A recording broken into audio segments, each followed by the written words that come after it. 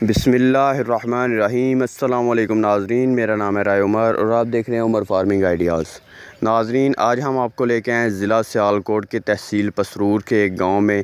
यहाँ पर open year में हमें कुछ भैंसें नज़र आई हैं, तो इनके मालिक से हमारी गुफ्तगू हुई तो माशाल्लाह ये बड़े खुश मिजाज और स्ट्रेट फारवर्ड बातें करने वाले हैं। तो चलिए इनका इंटरव्यू करते हैं। उम्मीद है कि बहुत ही ज़बरदस्त इंफॉर्मेशन इनसे मिलेगी। जो भी प्रॉब्लम्स होती हैं फार्मर्स को, उसके बारे में हम पूछेंगे। क्या क्या मसाइल आते हैं इसके बारे में भी कुछ इन्फॉर्मेशन लेंगे। तो चलिए वीडियो को शुरू करते हैं। वीडियो शुरू करने से पहले आपसे गुजारिश है कि वीडियो को लाइक करें, दोस्तों के साथ शेयर करें और कमेंट सेक्शन में अपनी राय का इजहार भी ज़रूर कीजिए। सब्सक्राइब करें उमर फार्मिंग आइडियाज़ को और बेल आइकन को दबा दें लेटेस्ट फार्मिंग आइडियाज़ सबसे पहले हासिल करने के लिए। तो चलिए वीडियो शुरू करते हैं। अस्सलाम वालेकुम। वालेकुम अस्सलाम। भाईजान की हाल चाल है? ठीक ठाक, अल्लाह दा शुक्र। भाईजान की नाम ਤੁਹਾਡਾ? मेरा नाम मोहम्मद नदीम। ਮੁਹੰਮਦ ਨਦੀਮ ਭਾਈ, ਕਿਹੜਾ ਪਿੰਡ ਹੈ ਤੁਹਾਡਾ? ਦੁਲੋਂ ਵਾਲਾ। ਮੁਹੰਮਦ ਨਦੀਮ ਭਾਈ, ਇਹ ਜਾਨਵਰਾਂ ਦਾ ਕਾਰੋਬਾਰ ਕਿੰਨੇ ਅਰਸੇ ਤੋਂ ਕਰ ਰਹੇ ਹੋ? ਇਹ ਜੀ ਸਾਡਾ ਜ਼ਾਤੀ ਕੰਮ ਹੈ, ਬਚਪਨ ਤੋਂ ਲੈ ਕੇ ਸਾਡੇ ਦਾਦਿਆਂ ਵੀ ਇਹ ਕੰਮ ਕੀਤਾ। ਅਬਾਵਾ ਅਜਦਾਦ? ਹਾਂ, ਬਾਬਾ ਜਦਾਦ ਦਾ ਕੰਮ ਜੀ। ਮਾਸ਼ਾਅੱਲਾ ਇਸ ਟਾਈਮ ਕਿੰਨੇ ਕੁ ਜਾਨਵਰ ਰੱਖੇ ਨੇ? ਹੁਣ ਮਾਸ਼ਾਅੱਲਾ ਨਾ 50-60 ਦੇ ਕਰੀਬ ਹੈ। ਛੋਟੇ ਵੱਡੇ ਹਾਂ, ਛੋਟੇ ਵੱਡੇ ਸਭ ਗਾਈਆਂ ਸਭ ਸ਼ਾਮਲ ਕਰਕੇ। ਠੀਕ ਹੈ। ਅੱਛਾ, ਸਾਨੂੰ ਇਹ ਦੱਸੋ ਕਿ ਤੁਹਾਡੀ ਨਜ਼ਰ 'ਚ ਇਹ ਮਵੇਸ਼ੀ ਪਾਲਣ ਦਾ ਕਾਰੋਬਾਰ कैसा है बनिस्बत बाहर जान दे? बाहर जाना अच्छा है या मवेशी पालना अच्छा है? भाईजान दसा कि मैं बाहर खुद रह के आया जे 3-4 साल ना ला के आया, मलेशिया गया सी मैं। अच्छा। लेकिन मैनू जड़ा लगा ना काम के अपना ही काम सब तो बेस्ट है। अच्छा। हाँ, सब तो अच्छा है। ਉਹਦੇ 'ਚ ਕੀ ਕਿਸ ਵਜ੍ਹਾ ਦੀ ਬੁਨਿਆਦ ਤੇ ਤੁਸੀਂ ਆਪਣੇ ਕੰਮ? ਭਾਈਜਾਨ ਤੁਸੀਂ ਲਾਂਭੇ ਜਾਂਦੇ ਹੋ ਨਾ, ਦੂਸਰੇ ਮੁਲਕ ਬਰੂਨੇ ਮੁਲਕ ਜਾਂਦੇ ਹੋ, ਜੀ ਜੀ, ਉੱਥੇ ਤੁਹਾਨੂੰ ਡਿਊਟੀ ਦੇਣੀ ਪੈਣੀ ਹੈ। ਠੀਕ ਹੈ। ਸਵੇਰ 5 ਵਜੇ ਉਹਨਾਂ ਨੇ ਉਠਾਲਣਾ ਹੈ। ਠੀਕ ਹੈ। 8 ਵਜੇ ਤੱਕ ਤੁਹਾਡੀ ਡਿਊਟੀ ਹੁੰਦੀ ਹੈ। ਉਸ ਤੋਂ ਬਾਅਦ ਤੁਹਾਨੂੰ ਓਵਰ ਟਾਈਮ ਜਿੰਨਾ ਤੁਸੀਂ ਕਮਾਓਗੇ ਤੇ ਓਨਾ ਹੀ ਮਿਲਣਾ ਹੈ। ਇੱਥੇ ਮਾਸ਼ਾਅੱਲਾ ਆਪਣਾ ਕੰਮ ਇਹਦਾ ਕੋਈ ਰੌਲਾ ਨਹੀਂ। ਠੀਕ ਹੈ। ਹੁਣ ਸਵੇਰ ਦੇ ਆਏ ਹਾਂ ਵਿਹਲੇ ਹਰਮਾਨ ਨਾਲ। ਮਾਲ ਛੋਟਾ ਭਾਈ ਹੈ ਮੇਰਾ, ਉਹ ਲੈ ਕੇ ਗਿਆ ਸੀ। ਠੀਕ ਹੈ। ਹੁਣ ਉਹ ਲੈ ਕੇ ਆਇਆ, ਮੈਂ ਪੱਠੇ ਲੈ ਕੇ ਆਣ ਕੇ ਮੈਂ ਸੁੱਤਾ ਸਾਂ। ਖਾਣਾ ਸ਼ਾਨਾ ਖਾ ਕੇ ਫਰੈਸ਼ ਹੋ ਕੇ ਤੇ ਬਿਲਕੁਲ ਸਹੀ ਹੈ।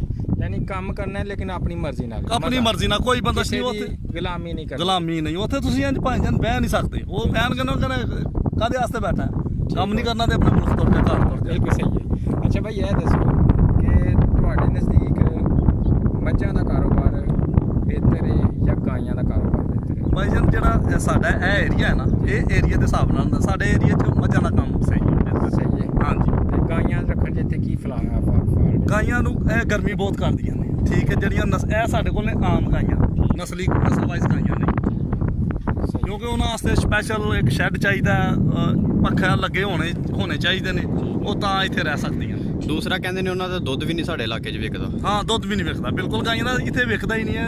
ਆਹ ਰੱਖੀਆਂ ਨੇ ਜ਼ਿਆਦਾ ਘਰ ਹੀ ਪੀਦਾ। ਯਾਨੀ ਤੁਹਾਡਾ ਵੋਟ ਮੱਝਾਂ ਦੇ ਕਾਰੋਬਾਰ? ਹਾਂ ਜੀ, ਮੱਝਾਂ ਦੇ ਕਾਰੋਬਾਰ 'ਚ।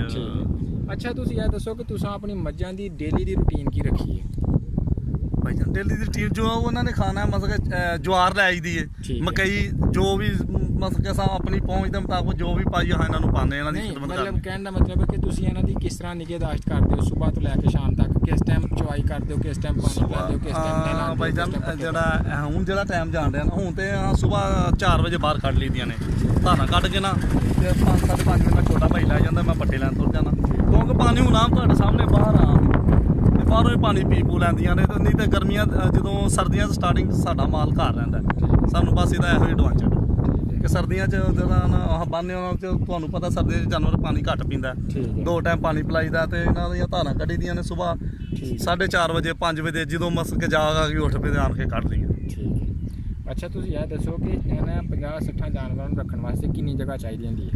ਭਾਈਜਾਨ ਇਹ ਤਾਂ ਤੁਸੀਂ ਜਿੰਨੀ ਤੁਹਾਡੇ ਕੋਲ ਹੈ ਜਗ੍ਹਾ ਤੁਸੀਂ ਦਰਕਾਰ ਕਰ ਸਕਦੇ ਹੋ, ਉਹ ਬੈਸਟ ਹੈ। ਜ਼ਿਆਦਾ ਤੋਂ ਜ਼ਿਆਦਾ ਤਾਂ 2 ਕਨਾਲ ਤੋਂ ਕੰਮ ਨਹੀਂ ਹੋਣੀ ਚਾਹੀਦੀ ਜਗ੍ਹਾ। 2 ਕਨਾਲ ਤੋਂ ਘੱਟ? ਹਾਂਜੀ। ਇਹਨਾਂ ਵਾਸਤੇ ਕਿੰਨੇ ਕੁ ਪੱਠੇ ਬੀਜੇ ਹੋਣੇ ਚਾਹੀਦੇ ਨੇ? ਪੱਠੇ ਇਹਨਾਂ ਵਾਸਤੇ ਤੇ ਜ਼ਿਆਦਾ ਤੋਂ ਜ਼ਿਆਦਾ ਬਸ 10 ਕਿੱਲੇ ਤੋਂ ਤੁਹਾਡੇ ਕੋਲ ਪੱਠੇ ਬੀਜੇ ਹੋਣੇ ਚਾਹੀਦੇ ਨੇ। ਕੰਮ ਦਾ ਕੰਮ ਦੋਵਾਂ ਮੌਸਮਾਂ 'ਚ, ਸਰਦੀ 'ਚ ਵੀ ਤੇ ਸਰਦੀ ਦੇ ਵਿੱਚ ਬਰਸੀਨ ਸਟੈਲਾ ਜਿਹਨੂੰ ਆਹ ਕਹਿੰਦੇ ਆ, ਉਹ ਹੋਣਾ ਚਾਹੀਦਾ। ਤੇ ਗਰਮੀਆਂ ਦੇ ਵਿੱਚ ਤੇ ਇਹ ਹੁੰਦਾ ਜਵਾਰ ਤੇ ਮਕਈ ਵਗੈਰਾ। ਠੀਕ ਹੈ। ਹਾਂਜੀ। ਅੱਛਾ ਭਾਈ, ਮੱਝਾਂ ਦੇ ਕਾਰੋਬਾਰ 'ਚ ਮਸਾਇਲ ਕਿਹੜੇ ਪੇਸ਼ ਆ ਸਕਦੇ ਨੇ? ਭਾਈਜਾਨ ਮਸਾਲ ਇਹੋ ਹੀ ਕਿ ਕਈ ਦਫਾ ਇਹ ਹੁੰਦਾ ਕਿ ਚਾਰਾ ਨਹੀਂ ਮਿਲਦਾ। ਠੀਕ ਹੈ। ਇਸ ਵਾਸਤੇ ਤੁਸੀਂ ਗੰਦਮ ਦਾ ਭੋਸਾ ਜਿਹੜਾ ਨਾ ਇਕੱਠਾ ਕੀਤਾ ਹੋਣਾ ਚਾਹੀਦਾ ਤੁਹਾਡੇ ਕੋਲ। ਇਹ ਤੁਹਾਡੇ ਕੋਲ ਇਕੱਠਾ ਹੋਏ ਤੁਹਾਨੂੰ ਕੋਈ ਪਰੇਸ਼ਾਨੀ ਨਹੀਂ ਆਉਂਦੀ। ਠੀਕ ਹੈ। ਲੇਬਰ ਦੇ ਕਈ ਲੋਕ ਮਸਾਇਲ ਕਹਿੰਦੇ ਨੇ, ਤੁਹਾਡੀ ਨਜ਼ਰ 'ਚ ਕੋਈ ਮਸਲਾ ਹੈ ਵੇ? ਭਾਈ ਜਾਨ ਲੇਬਰ ਦਾ ਇਹ ਕਿ ਲੇਬਰ ਦਾ ਮਸਲਾ ਹੋ ਜਾਂਦਾ ਹੈ, ਮਸਲਨ ਕਿ ਜ਼ਿਆਦਾ ਮਾਲ ਤੁਹਾਡੇ ਕੋਲ ਬੰਦੇ ਵੀ ਜ਼ਿਆਦਾ ਚਾਹੀਦੇ ਨੇ। ਠੀਕ ਹੈ। ਇਹ ਸਾਰੇ ਮਸਲੇ ਨਾਲ ਹੀ ਹੁੰਦੇ ਨੇ, ਇਹਦਾ ਕੋਈ ਮਸਲਾ ਨਹੀਂ। ਸਾਨੂੰ ਤੇ ਵੀ ਕੋਈ ਮਸਲਾ ਨਹੀਂ ਭਾਈ ਜਾਨ, ਅਸਾਂ ਦੋ ਭਾਈ ਆ, ਆਪ ਹੀ ਕਰਨੇ ਪਏ। ਮੁਲਾਜ਼ਮ ਵੀ ਪਹਿਲੇ ਰੱਖੇ ਸਨ, ਮੁਲਾਜ਼ਮ ਨੂੰ ਦਿਲ ਕਰੇ ਛੱਡ ਕੇ ਗਏ ਆ, ਪਾਣੀ ਡਾਇਆ ਨਹੀਂ ਡਾਇਆ, ਪੱਠੇ ਪਾਏ ਨੇ ਨਹੀਂ ਪਾਏ, ਇਹ ਬੜਾ ਵੱਡਾ ਮਸਲਾ ਹੁੰਦਾ ਹੈ। ਠੀਕ ਹੈ। ਹੁਣ ਆਪੀ ਸਾਨੂੰ ਪਤਾ ਹੈ ਪਾਣੀ ਡਾਇਆ, ਇਹਨਾਂ ਨੂੰ ਧਾਰਾਂ ਕੱਢਣੀਆਂ ਨੇ ਜਾਂ ਟਾਈਮ ਨਾਲ ਬੰਨਣੀਆਂ ਨੇ। ਇਹ ਜਿਹੜਾ ਬੰਦਾ ਖੁਦ ਕੰਮ ਕਰਦਾ ਨਾ, ਇਹਦੇ ਨਾਲ ਮੁਲਾਜ਼ਮ ਨਹੀਂ ਕਰ ਸਕਦਾ। ਯਾਨੀ ਅਗਰ ਤੁਸੀਂ ਖੁਦ ਕੰਮ ਕਰਦੇ ਹੋ ਤੇ ਫਿਰ ਮਸਲਾ ਕੋਈ ਨਹੀਂ, ਕੋਈ ਮਸਲਾ ਜੇ ਤੁਸੀਂ ਕਿਸੇ ਕੋ ਕਰਾਣਾ ਤਾਂ ਫਿਰ ਮਸਲੇ ਨੇ। ਕੋਈ ਨੂੰ ਜੇ ਤੁਸੀਂ ਖੁਦ ਨਹੀਂ ਕਰ ਸਕਦੇ, ਮਸਲ ਕਿ ਤੁਸੀਂ ਪਾਣੀ ਚਾਰੇ ਦੇ ਟਾਈਮ ਨਹੀਂ ਆ ਸਕਦੇ ਜਾਂ ਵੰਡਾ ਪਾਣਾ ਉਸ ਟਾਈਮ ਨਹੀਂ ਆ ਸਕਦੇ, ਪਾਣੀ ਨਹੀਂ ਡਾ ਸਕਦੇ, ਤਾਂ ਕੰਮ ਨਹੀਂ ਕਰਨਾ ਚਾਹੀਦਾ। ਕੰਮ ਨਾ ਕਰੋ ਨਾ ਕੰਮ ਨਾ ਕਰੋ। ਬੜੀ ਅੱਛੀ ਗੱਲ ਦੱਸੀ ਹੈ ਜੀ। ਅਗਰ ਕੰਮ ਕਰਨਾ ਚਾਹੁੰਦੇ ਹੋ ਜਾਂ ਕਰਵਾਉਣਾ ਚਾਹੁੰਦੇ ਹੋ ਤੇ ਜਿਸ ਟਾਈਮ ਕਰਵਾ ਰਹੇ ਹੋ ਉਸ ਟਾਈਮ ਤੁਸੀਂ ਮੌਜੂਦ ਹੋ, ਇਹ ਲਾਜ਼ਮੀ। ਫਿਰ ਖੁਦ ਕਰੋ ਤੇ ਵਰਨਾ ਤੁਸੀਂ ਇਹ ਕੰਮ ਨਾ ਕਰੋ, ਕਿਉਂਕਿ ਬੇਜ਼ਬਾਨ ਦੀ ਬਰਦੁਆ ਲੈਣੀ ਕੋਈ ਅੱਛੀ ਗੱਲ ਨਹੀਂ ਹੈ। ਠੀਕ ਹੈ। ਸਾਡੇ ਇੱਥੇ ਕਰੀਬ ਇੱਕ ਗਾঁव ਸੀ, ਬੰਦਾ ਸੀ ਨਾਜ਼ਮ। ਠੀਕ ਹੈ। ਉਹਨੇ ਮਾਲ ਰੱਖਿਆ ਹੈ, ਉਹਨੂੰ ਬੜਾ ਸ਼ੌਂਕ ਸੀ। ਠੀਕ ਹੈ। ਉਹ ਇੱਕ ਦਿਨ ਨਾ ਆਇਆ ਰਾਤ ਨੂੰ ਆਪਣੇ ਡੇਰੇ ਦੇ ਉੱਤੇ। ਠੀਕ ਹੈ। ਉਹਨੇ ਸ਼ਰਾਬ ਪੀਤੀ ਦੀ ਸੀ। ਅੱਛਾ। ਉਹਨੇ ਆਣ ਕੇ ਮੁਲਾਜ਼ਮਾਂ ਨੂੰ ਕਿਹਾ ਪਾਣੀ ਡਾਇਆ, ਉਹਨੇ ਕਿਹਾ ਜੀ ਬਿਲਕੁਲ ਡਾਇਆ। ਉਹਨੇ ਕਿਹਾ ਅੱਛਾ। ਜਦੋਂ ਮੱਝਾਂ ਉਹ ਆਇਆ ਅੰਦਰ ਤੇ ਮੱਝਾਂ ਉਹਨੇ ਵੱਲ ਵੇਖ ਕੇ ਡਿੰਗੀਆਂ ਨੇ। ਉਹਨੇ ਇੱਕ ਮੱਝ ਖੋਲੀ, ਉਹਦੇ ਗਈ ਖੋਲੀ ਤੋਂ ਰੱਜ ਕੇ ਪਾਣੀ ਪੀਤਾ। ਉਹਨੇ ਸਾਰੀਆਂ ਖੋਲੀਆਂ, ਸਾਰੀਆਂ ਨੇ ਬਹੁਤ ਜ਼ਿਆਦਾ ਪਾਣੀ ਪੀਤਾ।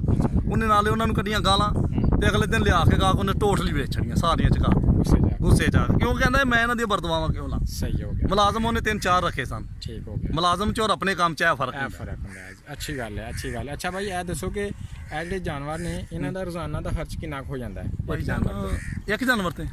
ਇੱਕ ਜਾਨਵਰ ਤੇ ਭਾਈ ਜਾਨ ਸਾਡੀ ਨਜ਼ਰ ਚ ਤੇ ਤੁਸੀਂ ਚਾਹੁੰਦਾ ਨਾ, ਜੋ ਬਸ ਕਿ ਜੋ ਤੁਸੀਂ ਪਾਣਾ ਉਹੀ ਤੁਸੀਂ ਚਾਹੁੰਦਾ। ਇਹਦੇ ਚ ਤੁਸੀਂ ਜਿੰਨਾ ਮਰਜ਼ੀ, ਇਹਦੇ ਚ ਕੋਈ ਲਿਮਿਟ ਨਹੀਂ ਹੈ ਭਾਈ ਜਾਨ। ਠੀਕ ਹੈ। ਚਾਹੇ ਕੰਮ ਕਰ ਲਓ ਚਾਹੇ ਵੱਧ ਕਰ ਲਓ, ਇਹ ਜਦੋਂ ਤੁਸੀਂ ਪਾਣਾ ਉਹੀ ਤੁਸੀਂ ਚਾਹੁੰਦਾ। ਠੀਕ ਹੈ। ਅਗਰ ਇੱਕ ਜਾਨਵਰ ਨੂੰ ਤੁਸੀਂ 500 ਦੇ ਪੱਠੇ ਔਰ ਵੰਡਾ ਖਿਲਾ ਰਹੇ ਹੋ ਤੇ ਉਹਦੇ ਚ ਤੁਹਾਨੂੰ ਕੀ ਹਾਸਲ ਹੋਏਗਾ? ਇਹਦੇ ਚ ਕਦੀ ਵੀ ਘਾਟਾ ਨਹੀਂ। ਇਹ ਸਾਹ ਭਰੀਆਂ ਖੱਲਾਂ ਨੇ, ਅੱਲਾ ਜਿਨ੍ਹਾਂ ਦੀ ਜ਼ਿੰਦਗੀ ਤੰਦਰੁਸਤੀ ਦੇ, ਇਹਨਾਂ ਚ ਘਾਟਾ ਨਹੀਂ। ਤੁਸੀਂ ਅੱਜ ਲੈ ਕੇ ਆਪਣੇ ਘਰ ਆ ਜਾਂਦੇ ਹੋ ਨਾ ਮਾਲ, ਅੱਜ ਤੋਂ ਤੁਹਾਨੂੰ ਪੈਸੇ ਆਣੇ ਸ਼ੁਰੂ ਹੋ ਜਾਂਦੇ ਨੇ। ਠੀਕ ਹੈ। ਯਾਨੀ ਦੁੱਧ ਸੇਲ ਸ਼ੁਰੂ।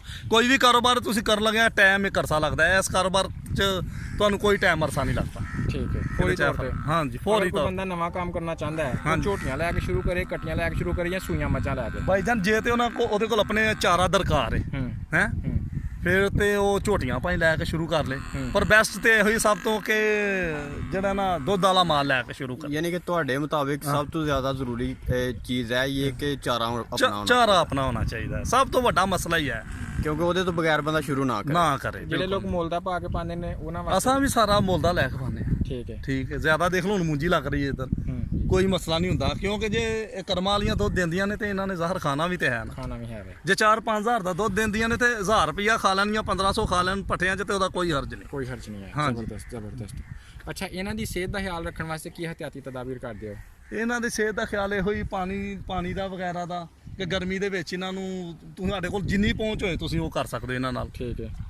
ਇਹਦੇ 'ਚ ਕੋਈ ਅਨਲਿਮਿਟਿਡ ਕੰਮ ਗੱਲ ਹੈ। ਠੀਕ ਹੈ। ਇਹ ਜੋ ਤੁਸੀਂ ਜੋ ਕਰਨਾ ਉਹੀ ਤੁਸੀਂ ਇਹਨਾਂ ਕੋਲੋਂ ਪਾਣਾ ਹੈ। ਅੱਛਾ, ਤੁਹਾਡੇ ਖਿਆਲ 'ਚ ਇਹਨਾਂ ਦਾ ਸ਼ੈੱਡ ਬਣਾਉਣ 'ਚ ਜ਼ਿਆਦਾ ਪੈਸੇ ਖਰਚਣੇ ਚਾਹੀਦੇ ਨੇ ਜਾਂ ਨਸਲੀ ਜਾਨਵਰ ਲੈਣ 'ਚ ਜ਼ਿਆਦਾ ਪੈਸੇ ਖਰਚਣੇ ਚਾਹੀਦੇ? ਮੇਰਾ ਖਿਆਲ ਹੈ ਨਸਲੀ ਜਾਨਵਰ ਲੈਣ 'ਚ ਜ਼ਿਆਦਾ ਪੈਸੇ ਖਰਚਣੇ ਚਾਹੀਦੇ। ਸ਼ੈੱਡ ਕਿਸ ਕਿਸਮ ਦਾ ਹੋਣਾ ਚਾਹੀਦਾ? ਸ਼ੈੱਡ ਇਹ ਮਾਲ ਤੁਸੀਂ ਕਿਸੇ ਕਿਸਮ ਦਾ ਵੀ ਬਣਾ ਲਓ, ਇਹਦੇ 'ਚ ਕੋਈ ਉਹ ਨਹੀਂ, ਪਾਬੰਦੀ ਨਹੀਂ, ਕਿਉਂਕਿ ਸਰਦੀ ਦੇ ਵਿੱਚ ਜ਼ਿਆਦਾ ਹੈ ਕਿ ਗਰਮੀਆਂ 'ਚ ਦਰਖਤ ਲੱਗੇ ਹੋਣ ਉਹਨਾਂ ਦੇ ਥੱਲੇ ਬੰਨੋ, ਸਰਦੀਆਂ ਦੇ ਵਿੱਚ ਜ਼ਿਆਦਾ ਮਸਲਾ ਹੁੰਦਾ। ਸਾਨੂੰ ਸਰਦੀਆਂ 'ਚ ਜ਼ਿਆਦਾ ਮਸਲਾ ਹੁੰਦਾ ਹੈ ਕਿਉਂਕਿ ਅੰਦਰ ਬੰਨੋ। ਕਹਿੰਦੇ ਨੇ ਇਹਨਾਂ ਦਾ ਸ਼ੈੱਡ ਕੱਚਾ ਹੋਣਾ ਚਾਹੀਦਾ ਹੈ ਤੇ ਵੀ ਗਰਮੀ ਨਾ ਲੱਗੇ। ਨਹੀਂ ਇਹ ਕੋਈ ਨਹੀਂ, ਇਸ ਗੱਲ ਪੱਕਾ ਹੋਇਆ ਕੱਚਾ, ਇਸ ਗੱਲ ਦਾ ਕੋਈ ਮਤਲਬ ਨਹੀਂ।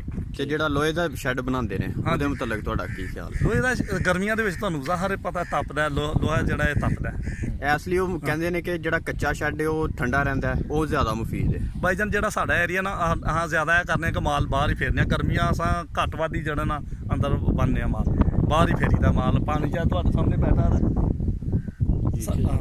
ਅੱਛੀਆਂ ਮੱਝਾਂ ਕਿਸ ਇਲਾਕੇ 'ਚ ਮਿਲ ਜਾਂਦੀਆਂ ਨੇ? ਅੱਛੀਆਂ ਨੀਲੀ ਦੀਆਂ ਕਿਸ ਇਲਾਕੇ 'ਚ ਕਾੜਾ ਸਾਹੀਵਾਲ ਨਹੀਂ, ਉਸ ਤੋਂ ਅੱਗੇ ਫੈਸਲਬਾਦ, ਬਹਾਵਲਪੁਰ ਵਾਲੀ ਸਾਈਡ ਤੇ, ਬਹਾਵਲਪੁਰ ਸਾਈਡ। ਹਾਂਜੀ ਨੀਲੀ ਦੀਆਂ ਮੱਝਾਂ। ਬਹਾਵਲਪੁਰ ਸਾਈਡ ਤੂੰ ਨੀਲੀ ਦੀਆਂ ਮੱਝਾਂ? ਹਾਂ, ਦਰਿਆ ਨੀਲ ਤੋਂ, ਦਰਿਆ ਸਤਲੁਜ। ਹਾਂ, ਸਤਲੁਜ ਤੋਂ ਅੱਗੇ। ਹਾਂਜੀ। ਠੀਕ ਹੋ ਗਿਆ। ਅੱਛਾ, ਮੱਝਾਂ ਦੇ ਹਵਾਲੇ ਨਾਲ ਅਸੀਂ ਤੁਹਾਨੂੰ ਕਾਫੀ ਗੱਲਾਂ ਪੁੱਛੀਆਂ ਨੇ, ਕੋਈ ਮੁਫੀਦ ਗੱਲ ਜਿਹੜੀ ਸਾਨੂੰ ਪੁੱਛਣੀ ਚਾਹੀਦੀ ਸੀ ਅਸੀਂ ਨਹੀਂ ਪੁੱਛੀ, ਔਰ ਮੱਝਾਂ ਦੇ ਹਵਾਲੇ ਨਾਲ ਹੈ ਹਮੇ ਉਹ ਦੱਸ ਦੇਵੋ। ਭਾਈ ਜਾਨ ਇਹਨਾਂ ਦਾ ਸਭ ਤੋਂ ਅੱਛਾ ਕੰਮ ਹੈ ਕਿ ਇਹਨਾਂ ਦੀ ਤੁਸੀਂ ਦੇਖਭਾਲ ਕਰੋ, ਇਹਨਾਂ ਨੂੰ ਜਿਹੜਾ ਸੀਜ਼ਨ ਤੇ ਹੁਣ ਅੱਗੋਂ ਆ ਮਾਲ ਨੇ ਖਾਣੀ ਪਰਾਲੀ, ਇਹਨਾਂ ਨੂੰ ਮਸਾਲਾ ਵਗੈਰਾ ਜਿਹੜਾ ਨਾ ਇਹ ਇhtiyਾਤ ਨਾਲ ਦੋ। ਜੇ ਤੁਹਾਡਾ ਕੋਈ ਡੰਗਰ ਢਿੱਲਾ ਹੁੰਦਾ ਹੁਣ ਇਹ ਦੌਰ ਕੇ ਤੁਸੀਂ ਆਮ ਨਾ ਆਪਣੇ ਕੋਲੋਂ ਨਾ ਕੁਝ ਵੀ ਕਰੋ, ਡਾਕਟਰ ਕੋਲ ਜਾਓ, ਉਹਦਾ ਬਿਹਤਰੀਨ ਮਸ਼ਵਰਾ ਦੇਗਾ, ਬਿਹਤਰੀਨ ਦਵਾਈ ਦਿੰਦਾ। ਫਟਾਫਟ ਡਾਕਟਰ ਕੋਲ ਦਵਾਈ, ਫਟਾਫਟ ਡਾਕਟਰ ਕੋਲ ਜਾਓ। ਕਿਸੇ ਐ ਪਹਿਲੇ ਹੁੰਦਾ ਹੀ ਦੌਰ ਕੇ ਉਹ ਘਰ ਹੀ ਇਹਨਾਂ ਨੂੰ ਗੰਢੇ ਦੇ ਦਿਓ, ਮਰਚਾਂ ਮੁਰਚਾਂ ਦੇ ਦਿਓ ਵਗੈਰਾ, ਉਹ ਹੁਣ ਕੰਮ ਨਹੀਂ ਰਿਹਾ। ਠੀਕ ਹੈ, ਵਲੈਤੀ ਇਲਾਜ ਕਰੋ। ਹਾਂ, ਵਲੈਤੀ ਇਲਾਜ ਸਭ ਤੋਂ ਬੈਸਟ ਹੈ ਜਿਹੜਾ ਮੇਰੀ ਨਜ਼ਰ 'ਚ।